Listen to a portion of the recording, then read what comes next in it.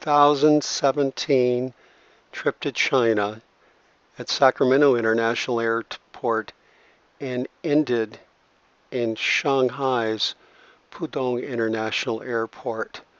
From there, after getting money out of the ATM machine, I took a subway to the hotel in an inner district of Shanghai. I was surprised to see goats along the way from the subway window.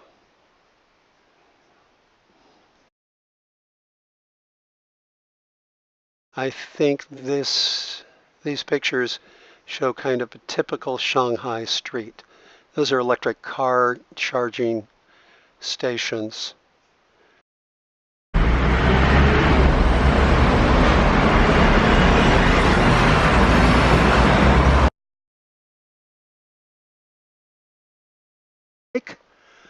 But most of the rental bikes that are unlocked by cell phone are pedal bikes.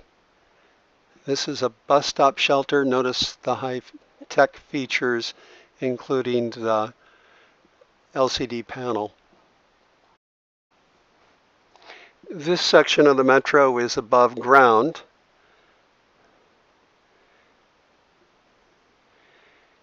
This is in Hongqiao Station, which includes long-distance bus, local bus, subway, high-speed rail, and connection to a regional airport. There are many restaurants within the area.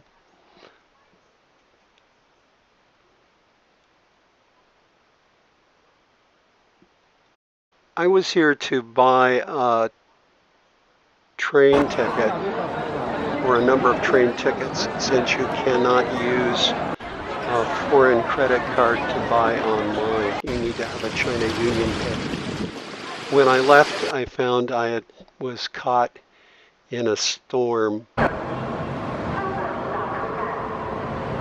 Shanghai, I took a train to Nanjing, where I took a bus to Shuyi to see a friend and also to investigate a possible writing assignment about a city that was buried underwater and then resurfaced about 15 years ago, but I found it was still underwater in the rainy season.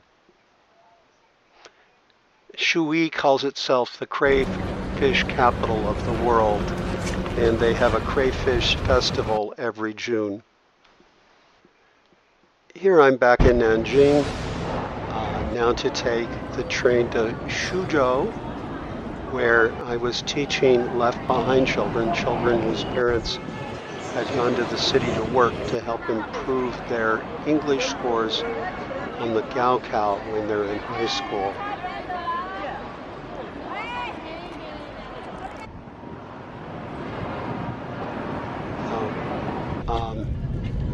When I arrived in Suzhou, I took another bus that was about an hour and 40 minutes to the Suzhou county of Feng.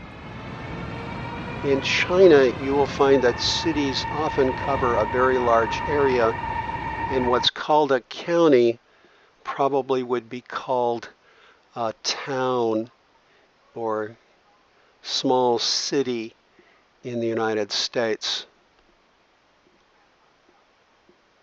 My host for the time was Li Mu, and I stayed in the Hunting Hotel, which is a 3-star chain that you find throughout China. These pictures are of Li Mu's father's garden, and then also the birds that he keeps in a bedroom upstairs. The street photos are of Chozhuang, where Li Mu's parents live and where he grew up. Li Mu is now an artist, a video artist, who teaches in the canal city of Suzhou. and he comes home during the summers. The main road in Chozhuang is in the process of being widened, and the residents who lived along the road have had their homes replaced by the county. There's no end in sight for when the building will be completed. This is kind of a typical lunch.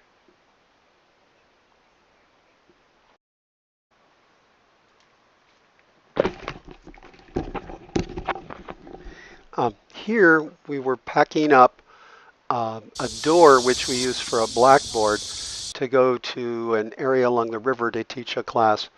This is a pretty typical lunch. One day the police arrived and had us follow them to the police station because a Spanish teacher, a teacher from Spain, had failed to register at the police department. The regulation is that you register within 24 hours of staying at a location. Hotels will usually do this for you. The ones that won't will not let you stay there. We stayed 6 hours at the police station and had dinner there. That's not a picture of our dinner. This is a bit of the breakfast buffet that I had every morning when I was staying at the hotel and function. And the small police car was one that we passed on the way. Here are my students. I had 15 students in grades 6, 7, and 8. The city, or the town has a plywood plant, and they harvest trees and then peel them very small to make small sections of plywood. This was a typical ride to the school. An interior designer, one of Limu's students, gave me a ride every day.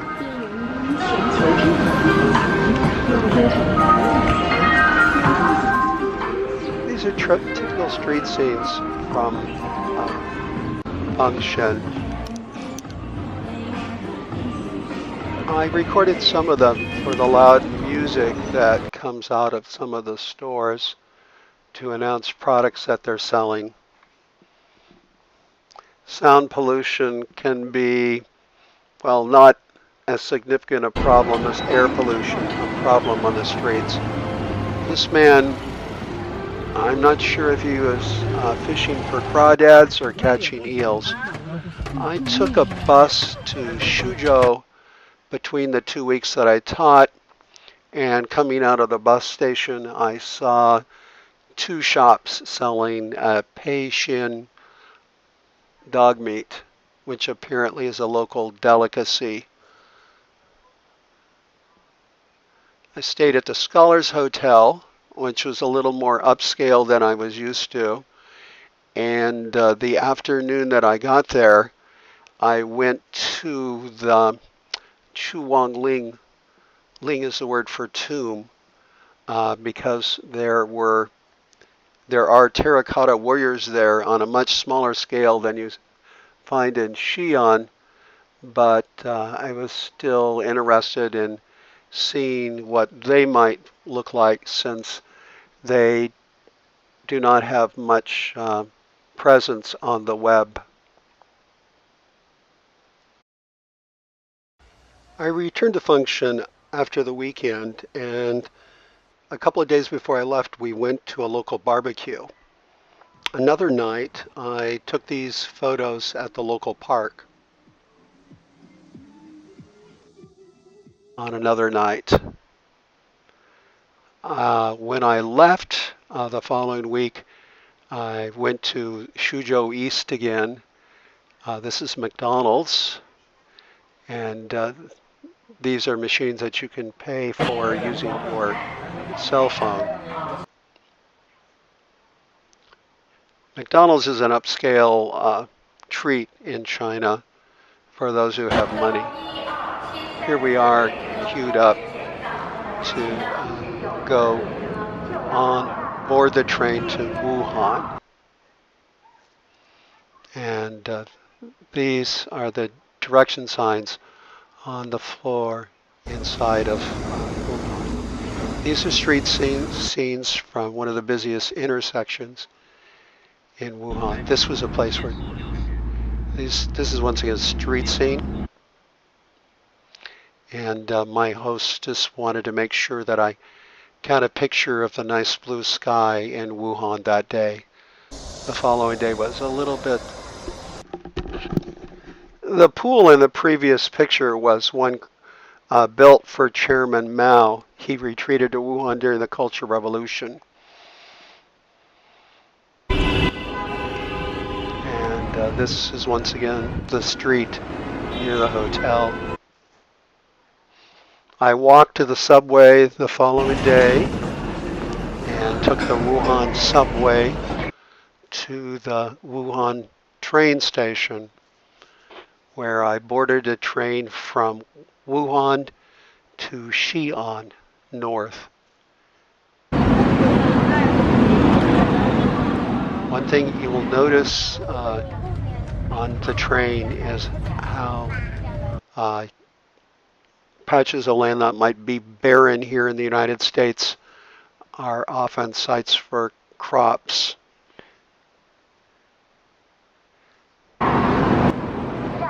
This is Xi'an North, Xi'an Bay.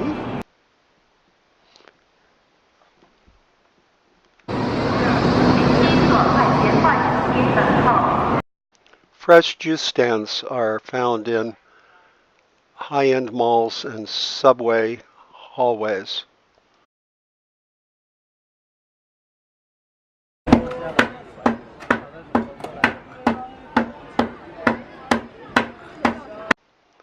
The Wei Min or Muslim food street is listed in guidebooks as one of the popular sites. It's a bustling street with lots of different things to eat. I met an online friend who's a student at the local university majoring in English.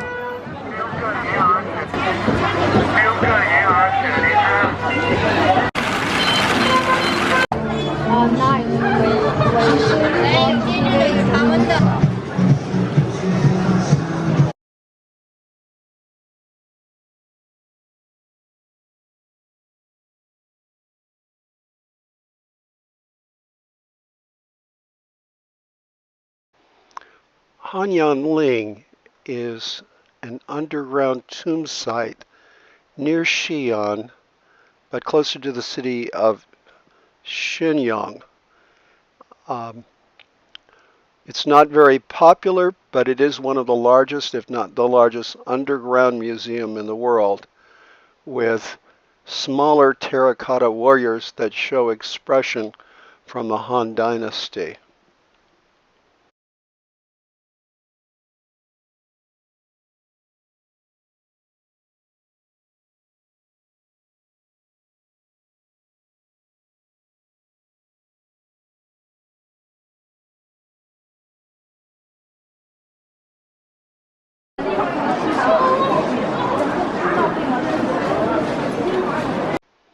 The Terracotta Warriors is, of course, the most famous site near Xi'an.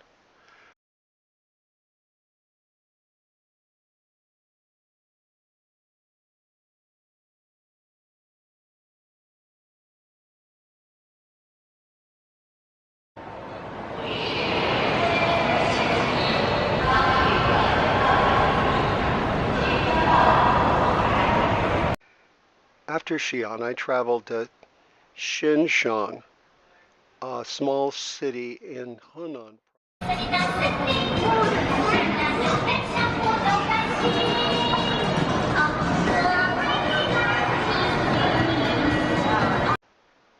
In Xinshang, I met with the teachers of a small private school about teaching there in the future. From Xinxiang, I traveled to Qin'an, a city in Hebei near the coast, which is considered part of Tangshan. I had an online friend who was a politics teacher at the vocational high school. She and her classmates arranged for a tour of the museum, and then the following day we went to the Great Wall.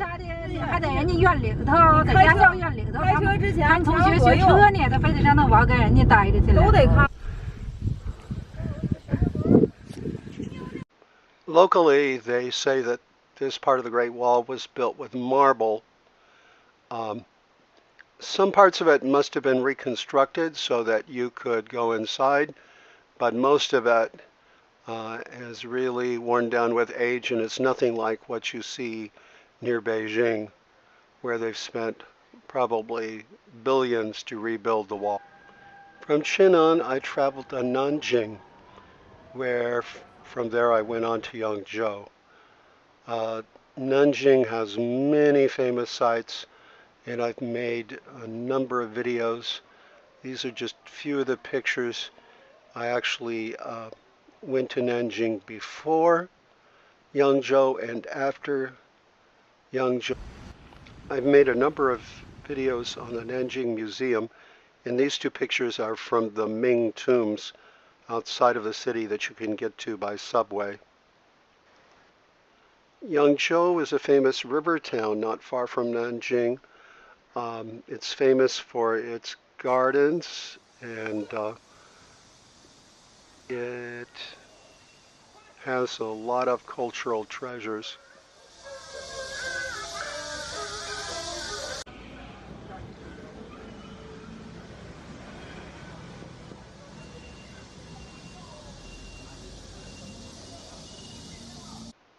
These pictures are from a walk one morning near the canal that goes through the old part of the city.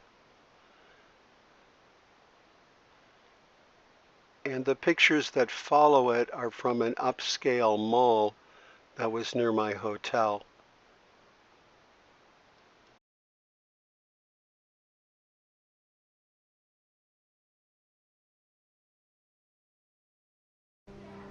In Shanghai, I stayed near Zhongshan Park Station on the subway, which was filled with shops and art.